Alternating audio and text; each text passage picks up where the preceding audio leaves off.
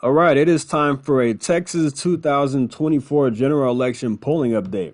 This was done by the University of Houston among 2,257 people, and 1,484 of those are likely voters. Let's jump right into this. Going to break it down by demographics, and we're going to check out some other categories like issues and things like that. But all right, 49% of likely voters intend to vote for Donald Trump compared to 40% for crooked Joe Biden. 5% for Kennedy, he won't win, and then 4% don't know. Now, when you break it down by gender, the two genders, yes, there are only two genders. 46% of women intend to vote for Trump, 42% for Biden. That's a decent lead for Trump in that category. Men, it's a lot bigger. 52% for Trump, 39% for Uncle Joe Biden. Now, when you break it down by ethnicity and race, 56% of white voters for Trump to 35% for Biden.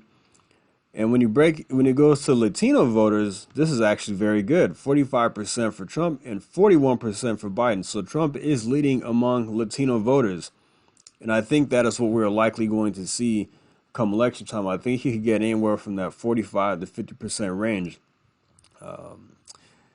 Black voters, 16% for Trump and 73% for Joe Biden. So this is good for Trump. He over 15. This is good because I would like to see Trump get at least 15 and 20% of the black vote. So him getting 16% in Texas is actually pretty good. I don't remember what it was back in 2020, but I don't think it was 16%. Now we go to generation. Boomers, 56 for Trump, 34% for Uncle Joe. Generation X, 8-point lead for Trump there, 50 to 42. Millennials, my generation, 40% for Trump and 46% for Biden. Now get this, Gen Z, Trump is leading among the younger generation, 42 to 39%. I'm curious as to why my generation is leaning here in Texas is leaning towards Biden when all the other generations are voting for Trump, or majority voting for Trump, or at least a plurality. Sorry, and I think one reason could be for Gen Z is because they're seeing a lot of this nonsense that's going on. I mean, the young voters, but you have a strong conservative push among young people. You have like Turning Point USA, places like that, and then you have a good push from organizations to bring in conservative voters, and it's also become somewhat cool in a way to be a Trump supporter or to be more conservative. They care about issues just like anybody else. They want border security. They see the sky high inflation, and they see that Joe Biden is not getting the job done. So, what's the best option? Donald Trump. Look, I could be wrong about this. I don't know what the reason is for Gen Z voters going towards Trump, and this is not the first poll I've seen like this. By the way, it's very encouraging that you're seeing you're not seeing you're not seeing like 80-20 for Biden. This is very encouraging. So let's go down to education. High school voters, high school people with high school education, 54% for Trump, 35% for Joe. At least a max 2-year degree, 45 for Trump, 41 for Biden. 4-year degree post grad, Trump is leading that category as well, 48 to 44. Now that's good news too because when you're looking at Trump's where he's when you're looking at certain demographics, Biden was Democrats typically getting the higher educated voters, and Trump was getting, or Republicans get uh, the high school graduates, some college. Those lean more towards Trump and Republicans over the past few years, I've noticed. But this is very encouraging that the higher educated are also leaning towards Trump as well. Now, when you break it down by partisanship, 4% of Democrats intend to vote for Trump, 86% for Biden. 42% of independents intend to vote for Trump, 18 for Biden. So this is a 24-point gap for independents, a very key demographic, are in favor of Trump in a big way here in Texas. Now Republicans 92 to 3, Trump and 3% Biden. Now, when you break it down to how they voted in 2020, 91% of 2020 voters, Trump supporters, intend to stay with Trump, and only 2% going to Biden. You look at that from the other way around, 84% of 2020 Biden voters plan to vote for him again, and 4% for Trump. So he's actually gained there a little bit. Now let's check out uh, who they're voting for and against.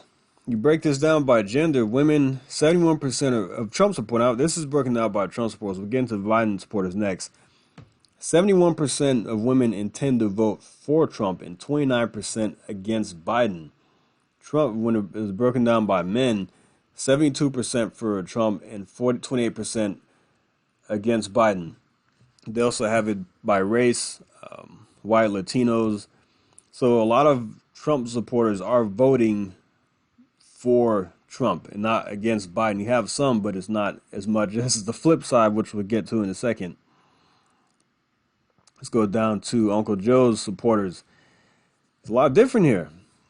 Women, 59% intend to vote for Joe Biden and 41% against Trump. This is that Trump derangement syndrome that we like to talk about. Men, 56% voting for Biden and 44% are voting just against Trump. I think you could put up the Cookie Monster and they'll still vote for him, and they'll still vote for him just to vote against Trump. I think we'll see a lot of that in the coming election. It's just a lot of TDS out there that just hate Trump, and they don't care who's up there. They just don't want him to be in office. And they break it down by race, generation. And I could leave a link to this in the box below so you can take a look for yourself. Let's talk about issues here.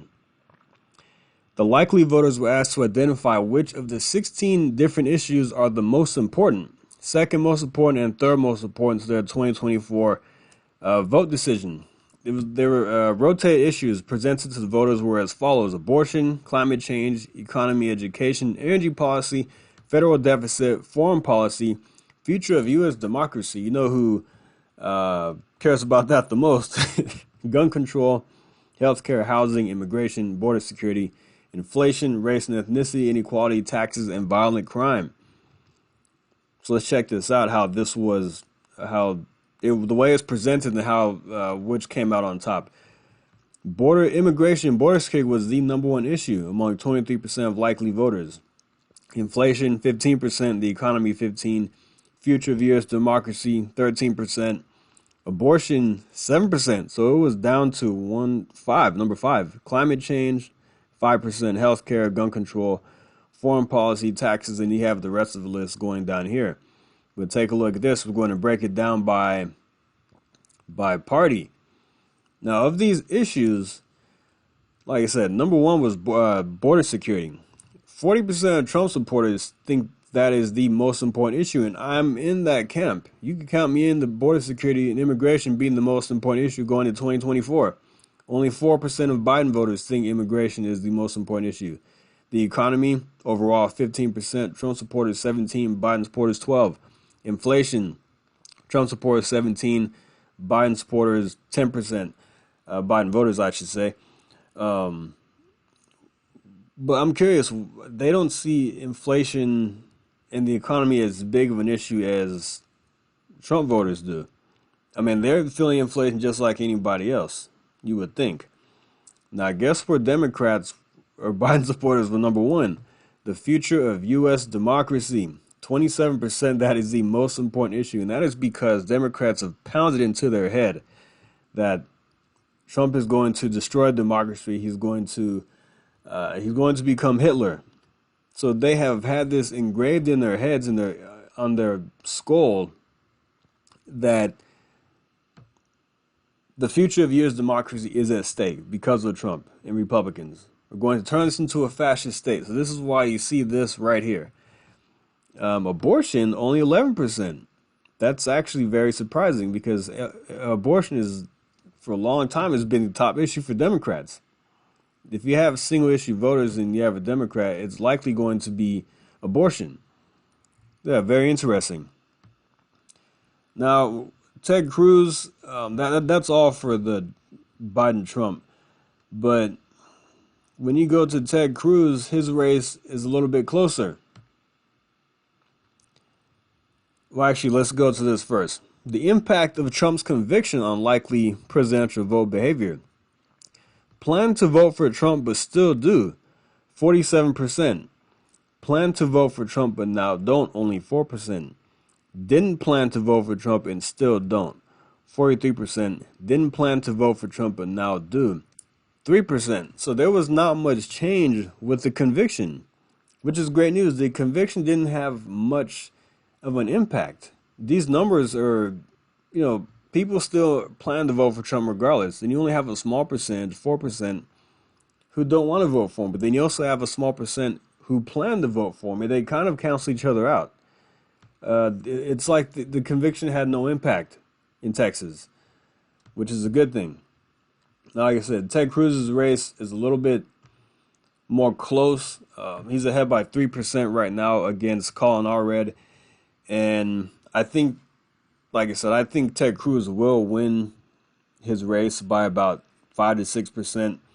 Trump, I think we're going to see what we've been seeing in the polling.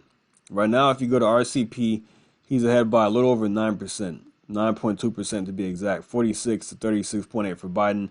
And you have the other three candidates right here, Kennedy, Stein, and West. So if you take a look right here, it has been very consistent this year. 9 to 10% is what we're looking at. And that's what he won in 2016, 9% against Hillary Clinton, about 800 plus thousand votes here in the state of Texas. And I think we'll see a similar margin this time. He won by almost 6% in 2020, 630,000 votes or so. But I think it's going to be, and look, when you take a look at other races, yeah, that race was not, the margin was not as wide as it was in 2016. But when you take a look at the governorship, Senate races, other statewide races here in Texas, the margins are much bigger in 2022. Greg Abbott won by, about 10 or 11%, 900,000 votes. And the other statewide races were all won by 10% or more. So it's looking very good here in the state of Texas. Just get out there and vote. That's all I have to say. Let's have some record turnout. Let's get him to pass the 6 million mark. He hit 5.9 million 2020. Let's push it to 6.5 million. And let's run up the score here in Texas and keep this state red. But all right, guys, I'm going to leave that right there. Just wanted to give you an update on what's going on in the state of Texas for polling data. Like and subscribe. See you next time. Thank you. Take care.